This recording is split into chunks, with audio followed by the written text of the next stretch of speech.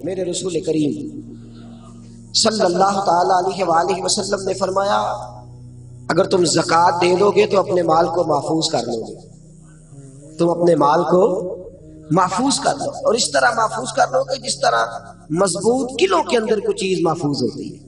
زکوٰۃ دے دو گے تو تمہارا مال محفوظ ہو جائے گا، بچ جائے گا۔ پھر سال گزرنے پر زکوٰۃ دینی ہے۔ سال گزرنے سے مراد وہ والے مہینے نہیں او وڈیرے نے یاد کر لینے سون بھادو اسو تے منڈے کہنے نے جنوری فروری، تو اسلامی مہینے کدھر گئے جی؟ تو زکوٰۃ جو ہے وہ چاند کے مہینوں کے حساب سے فرض ہے، یاد رکھیں۔ اعلیٰ حضرت فاضل بریلوی رحمۃ اللہ تعالیٰ نے فتاوی رضویہ شریف میں فرمایا ہے کہ چونکہ یہی مہینے حج کے ہیں، حج کس حساب سے ہوتا ہے؟ چاند کے حساب سے۔ کس حساب سے بولیے گا جی؟ رمضان کس حساب سے آتا ہے؟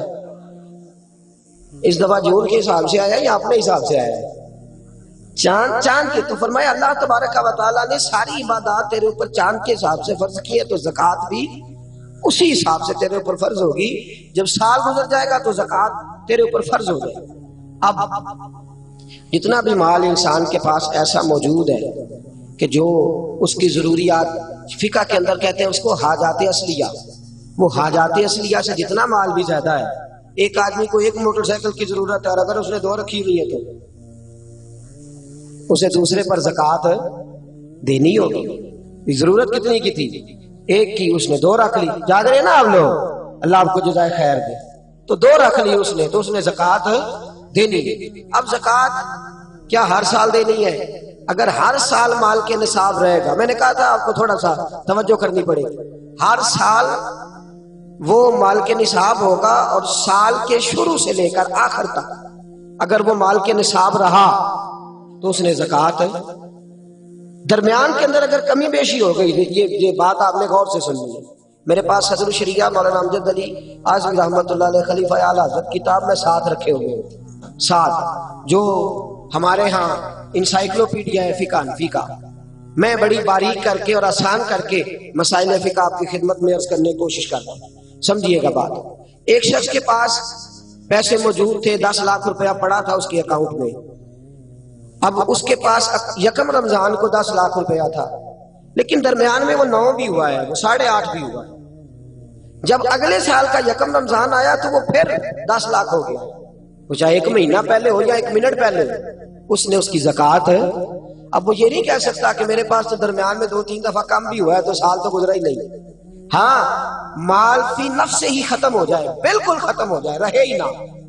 ایک دفعہ 10 لاکھ کا 10 لاکھ ہی چلا گیا، اس کی جیب میں کوئی شے نہیں بچی۔ اب جب نئے سرے سے 10 لاکھ آئے گا تو سال اس حساب سے کاؤنٹ کیا جائے، تو اس پر زکوٰۃ دینی۔ ہاں، اگر اس نے قرض دینا ہے تو پہلے قرض ادا کرے گا پھر وہ زکوٰۃ دے گا۔ زکوٰۃ دینے کی بات آپ کی سمجھ میں آ گئی؟ کتنی دینی ہے؟ نصاب کتنا ہے؟ ویلو پھر سونے کی گل ہی کرتے ہو۔ اللہ میں چاندی دی بھی کیتی ہے، 52.5 تولے چاندی یا 7.5 تولا سونا، اس پر زکوٰۃ آئے گی۔ سال گزرنے کے بڑا آسان رکھا ہے شریعت نے اس نے، اور جو ضروریات سے زیادہ چیزیں ہوں گی اس پر زکوٰۃ آئے گی۔ اور مال تجارت پر زکوٰۃ آئے گی۔ سن لے، کس مال پر زکوٰۃ آئے گی؟ سارے بول دیں ایک دفعہ آپ کو یاد ہو جائے، کس مال پر؟ مال، یعنی جو مال آپ نے انویسٹ کیا ہوا ہے نا، نفع پر نہیں آئے گی۔ سن لے، مال تجارت پر ہے، یعنی جتنا دکان کے اندر مال پڑا ہے، کپڑا جتنا پڑا ہوا ہے، برتن جتنے پڑے ہوئے ہیں دکان کے اندر، جس قدر سامان پڑا ہوا ہے سب کا حساب لگا کے زکوٰۃ دینی، سب کا حساب لگا۔ وہ اس طرح نہیں دینی زکوٰۃ کہ پرانے کپڑے نئے جو آئے تھے عید پہ وہ تو بک گئے، پرانے رہ گئے جن کو خریدتا کوئی نہیں، اب ارادہ کیا چلو یہ زکوٰۃ میں دے دیتے۔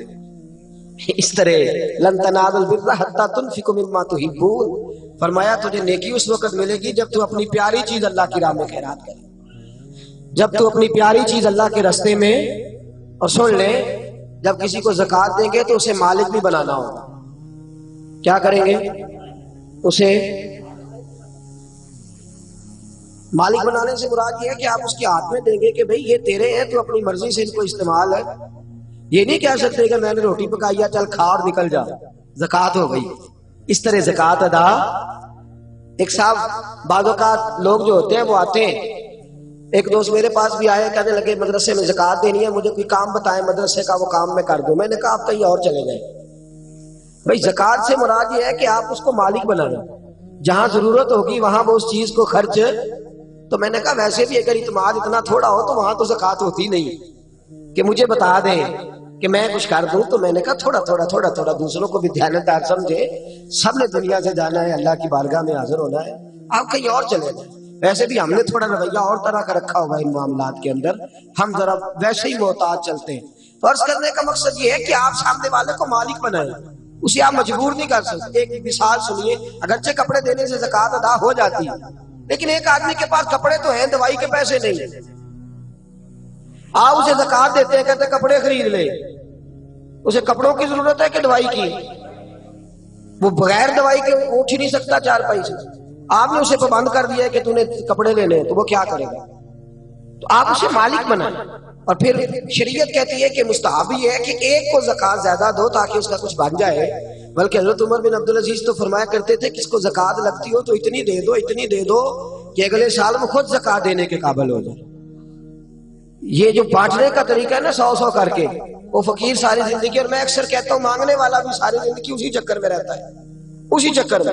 حاجی صاحب نے اس دفعہ آٹے کا توڑا دیا تو جاتی دفعہ کہتے ہیں اگلے سال بھی ساڈا خیال رکھے گا۔ او خدا کے بندے، اگلے سال بھی تیرا یہی پروگرام ہے مانگنے کا ہی، تو یہ دعا کیوں نہیں کرتا کہ یا اللہ اگلے سال مجھے دینے کی توفیق عطا فرما، مجھے ہمت دے، اگلے سال میں دینے لگ جاؤں۔ تو زکوٰۃ آپ سامنے والے کو مالک بنائیں اور ضروریات سے زیادہ حساب لگائیں۔ ہر شے سن لے، جو بچی کے لیے آپ نے جہیز بنا کے رکھا ہوا ہے اس پر بھی زکوٰۃ آئے گی، آپ نے اس پر بھی زکوٰۃ دینی ہے۔ آپ نے اپنے مکان کے لیے پیسے رکھے ہوئے ہیں کہ میں نے مکان خریدنا ہے، خرید لیں گے تو زکوٰۃ نہیں آئے گی، اور جب تک خریدتے نہیں اس وقت تک زکوٰۃ آئے گی۔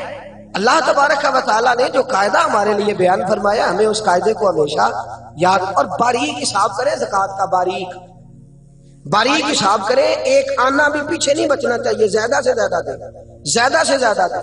ہم لیتے وقت حساب باریک کرتے ہیں اور دیتے وقت کون سا کرتے ہیں بھلا؟ موٹا موٹا۔ جی وہ کیا ہوتا ہے جی؟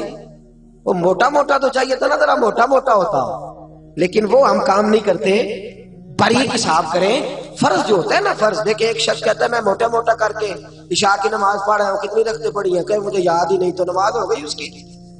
اسے پتا ہونا چاہیے میری انویسٹمنٹ کتنی ہے، میرے ضروریات کتنی ہے، اور میں نے کتنے پیسے میں بچاتا ہوں، مجھے ان پر زکوٰۃ دینی ہے۔ زکوٰۃ دینی کس کو ہے یہ سن لیں۔ یہ قرآن مجید نے 10 لوگ بیان کیے ہیں، لیکن ان میں سے کچھ ایسے ہیں جن کو اب زکوٰۃ نہیں دی جا سکتی، زکوٰۃ دی نہیں جا سکتی۔ مثلا ایک قرآن مجید نے مؤلفۃ القلوب بیان کی ہے، جو لوگ نئے کلمہ پڑھتے ہیں ان کی تالیف قلب کے لیے ان کو ان کے گھر والے خاندان والے نکال دیتے، ان کو بھی زکوٰۃ دی جا سکتی تھی تاکہ وہ اپنے پیروں پر کھڑے ہو جائیں۔ ایک زکوٰۃ دی جاتی تھی رقاب کو قرآن کہتا ہے، یعنی غلام آزاد کرانے کے لیے، وہ بھی معاملہ اب ختم ہو گیا۔ اب زکوٰۃ کس کو دیں گے؟ ایک زکوٰۃ لگے گی مسکین کو، فقیر کو اور مسکین کو۔ فقیر اس کو کہتے ہیں جس کے پاس ضروریات کی چیزیں موجود نہ ہوں۔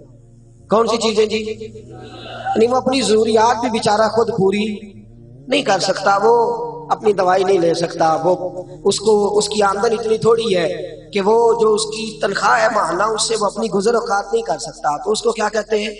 فقیر، اس کو زکوٰۃ لگتی ہے۔ مسکین اس کو کہتے ہیں جو اتنا غریب ہو کہ صبح کی روٹی ہو اور شام کی روٹی بھی اس کے پاس موجود نہ ہو، اس کو بھی زکوٰۃ لگتی ہے۔ پھر اس کے بعد جو عاملین زکوٰۃ ہوتے ہیں، یعنی جن کی ڈیوٹی ہوتی ہے زکوٰۃ اکٹھی کرنے کی، ان کو بھی زکوٰۃ میں سے تنخواہ دینا جائز ہے۔ جو عاملین مقرر کیے جاتے تھے نا، اب تو اتنی زکوٰۃ اللہ خیر کرے ہوتی کافی زیادہ ہے، میرا خیال ہے دیتے نہیں لوگ ساری، تو زکوٰۃ اکٹھی کرنا، اس کا پھر حساب کرنا، پھر اس کو تقسیم کرنا، تو ایک آدمی مستقل چاہیے ہوتا تھا اس کام کے۔ تو عاملین زکوٰۃ جو ہوتے تھے ان کو بھی زکوٰۃ میں سے تنخواہ دی جاتی تھی۔ نبی پاک صلی اللہ تعالی وسلم نے دی ہے، صحابہ نے دی ہے، قرآن نے اس کی اجازت دی، ان کو بھی زکوٰۃ لگتی ہے۔ اسی طرح ایک قرآن مجید نے شخص بیان کیا جس کو غارم کہتے ہیں، یہ آپ نے بڑی توجہ کرنی ہے، اس کو خاص کر سنیں۔ غارم وہ شخص ہوتا ہے جو مقروض ہوتا ہے، اور میرے نبی پاک صلی اللہ علیہ وسلم نے فرمایا مقروض بھی قیدی ہوتا ہے۔ تو اس مقروض کا قرضہ ادا کرنے کے لیے بھی زکوٰۃ دینا جائز ہے. اس شخص کو بھی زکوٰۃ لگ جاتی ہے، وہ بھی مستحق کی زکوٰۃ ہے کہ اس طرح قرض میں پھنس گیا ہے کہ دو قسم کے مقروض ہوتے ہیں. ایک وہ ہوتے ہیں جتنا مارکیٹ میں دینا ہوتا ہے اس سے زیادہ لینا بھی ہوتا ہے، اس کو آپ غارب نہیں کہتے، اس کا تو کاروبار ہے، وہ چل رہا ہے، دے رہا ہے، لے رہا ہے. لیکن کچھ ایسے غارب ہوتے ہیں جو پھنس گئے ہیں، الجھ گئے، ان کا کاروبار ڈوب گیا ہے، سرے سے بیچارے الجھ گئے. ان کو آپ زکوٰۃ دیں، ان کو نئے سرے سے میدان کے اندر کھڑا کریں. بعض اوقات ایسے اچھے بزنس مین ہوتے ہیں ملک کے اندر، ایسے اچھے کاروبار کرنے والے لوگ ہوتے ہیں، لیکن کسی وجہ سے الجھ جاتے ہیں، دیوالیہ ہو جاتے ہیں.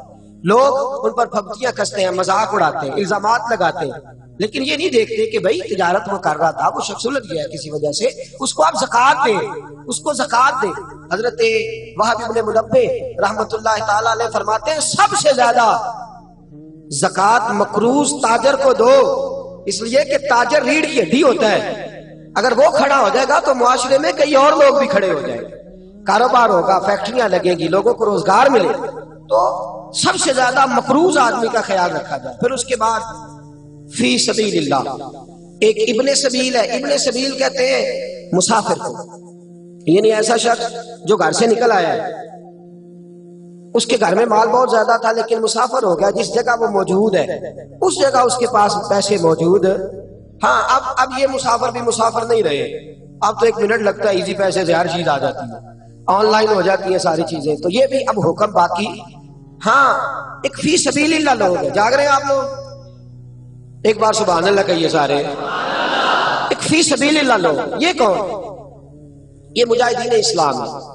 وہ آدمی کھاتا پیتا ہے، ہٹا کٹا تگڑا ہے، لیکن جہاد کے لیے جا رہا ہے، اور اس کے پاس نہ گھوڑا خریدنے کے پیسے، نہ زرہ لینے کے، نہ تلوار لینے کے، اس کے پاس سرمایہ. اب آپ اس کو زکوٰۃ دیں گے اور یہ نہیں کہیں گے تو ہٹا کٹا ہے، تجھے کیسے لگ گئی؟ شریعت کہتی ہے کہ اس کو زکوٰۃ لگے گی، اس کو زکوٰۃ دیں گے. اسی طرح جو آدمی دین کے لیے وقف ہو جاتے ہیں، طلباء جو دین کے لیے وقف ہو جاتے ہیں، توجہ ہے آپ حضرات کی؟ قرآن مجید نے کہا کہ ایک جماعت ایسی ہونی چاہیے جو وقف ہو جائے، ڈیوٹی کرے، سن لے کان کھول کے، پھر کہے سبحان اللہ. سارے بولیے. یہ جگانے کے لیے کہہ رہا ہوں، داغ لینے کے لیے نہیں کہہ رہا. اس میں فرق ہے دونوں چیزوں میں، یاد رکھ. اثر کرے نہ کرے سن تو لے میری فریاد، نہیں ہے داد کا تعلیم یہ بندہ ہے آزاد. ایک فی سبیل اللہ وہ لوگ، وہ طلباء جو دین کے لیے وقف ہو جاتے ہیں. دین کا کام ہمہ پہلو ہے، یاد رکھ لیں، یہ مکمل ڈیوٹی مانگتا ہے. بلکہ اگر کوئی ہماری طرح نہیں، کوئی صحیح دین کی ڈیوٹی کرنے والا شخص ہو تو کم از کم ایک دن کے اندر 18 گھنٹے چاہیے دین کا کام کرنے کے. یہ تھوڑا سے تھوڑا وقت ہے. ہمہ پہلو ڈیوٹی دین مانگتے ہیں، ہمہ پہلو. اگر کسی نے 1 گھنٹہ بات کرنی ہے تو شاید اسے 8 گھنٹے اس پر ریسرچ کرنی پڑے. ہمہ پہلو. اور پھر کوئی کس قسم کا سوال کرتا ہے، کیا کرتا ہے، اس نے فوری طور پر. اور یہ کیمسٹری، فزکس، بیالوجی پڑھانا آسان ہے، صرف نہ پڑھانا بڑا مشکل کام ہے. یہ بڑا مشکل ہے. اصول فقہ کے مسائل اتنے خشک ہوتے ہیں، آپ کو جو علماء جلالی نظر آتے ہیں نا، اصل بات یہ ہوتی ہے کہ وہ فقہ کے مسائل اتنے کڑوے ہوتے ہیں کہ مزاج سخت ہو جاتا ہے. یہ بڑا کٹھن مرحلہ.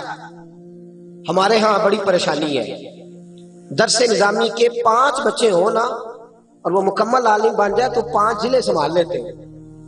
ایک عالم دین کتنا علاقہ سنبھالتا ہے؟ ایک پورے ضلع کی ذمہ داریاں ایک عالم پوری کرتا ہے.